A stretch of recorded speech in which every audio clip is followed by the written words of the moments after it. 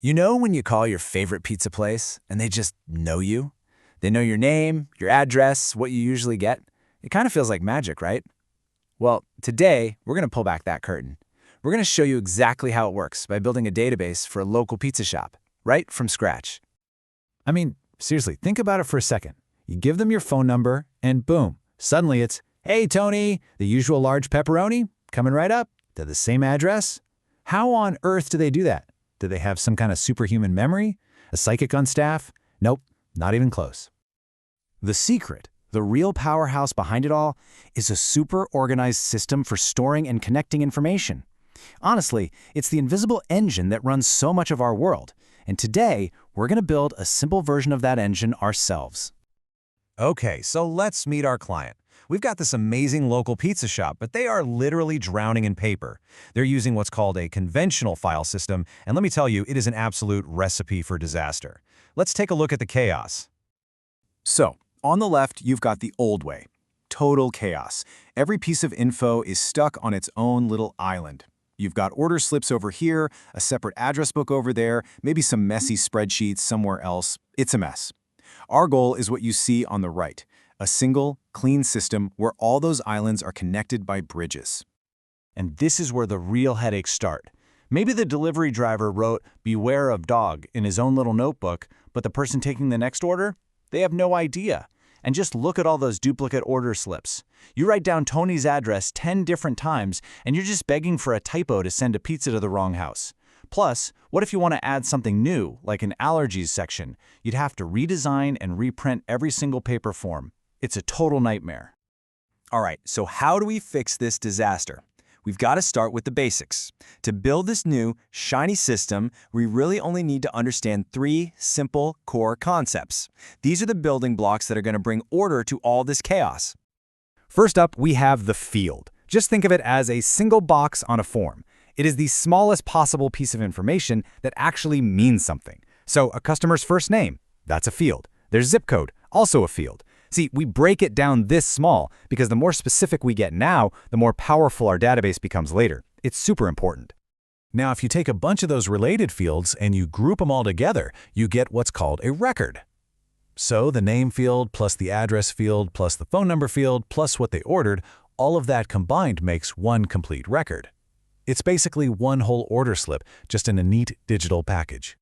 And finally, if you take all of your similar records, like every single order from a crazy busy Friday night, and you group them together, you get a table. A table is like a digital filing cabinet, or maybe a really organized spreadsheet.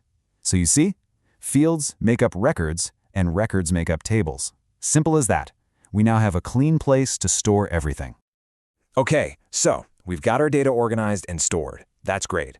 But this is where the real magic happens. The absolute genius of a modern database isn't just holding on to data. It's the ability to connect it all. This is what we call relational, and it's what's going to completely change the game for our pizza shop. Okay, let's look at our first table, the customer's table.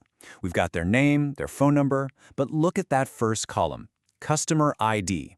This is what we call a primary key. It is a completely unique number for every single customer. Maria is always 101. Tony is always 102. No two customers can ever have the same ID. It's kind of like a social security number, but for pizza lovers. Now check this out. This is where it gets really cool. Here's our second table, the orders table. Each order has its own unique ID and the details of the order. But look at that middle column. Hey, it's the customer ID again. This is exactly how we link an order back to a specific person without having to rewrite their name, their address, their phone number, all of that stuff.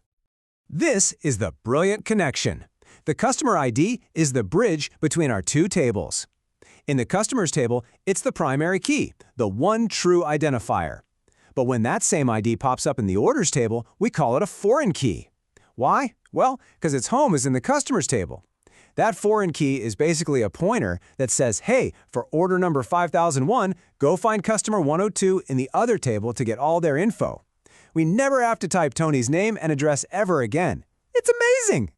This whole linking system leads us to a really important goal in database design. We want to get rid of repeated information. We call this non-redundancy. and it's all about making our pizza shop system as clean, as efficient, and as error-proof as possible. This quote from our source material just hits the nail on the head. The goal is to store each piece of information, like a customer's phone number, in exactly one place, and one place only. The only time we repeat anything is with those keys we just talked about, and that's because they're the special glue holding the whole thing together.